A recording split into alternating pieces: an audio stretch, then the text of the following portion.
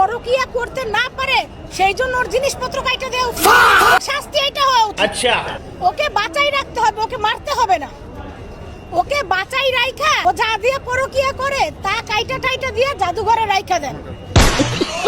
এই বাউজের ঘরে বাউজারা শাহবাগে নামছে মূলত আলফির বিচার পাওয়ার লেগে। কেন জানেন? নতুন আইন চালু করতে হবে, মানে টুনটুনি কাটার আইন চালু করতো। তাইলে আলফির কঠিন বিচার হইল এটা। পরে গিয়ে তার কেউ না করতে তারা টুনটুনি কাটতে দাও। আর এই টুনটুনি লইয়া হারা বাসায় নিয়ে পাইজা খাইব বাউজের তা খাইয়া দেয় আর কোনো কাম নাই।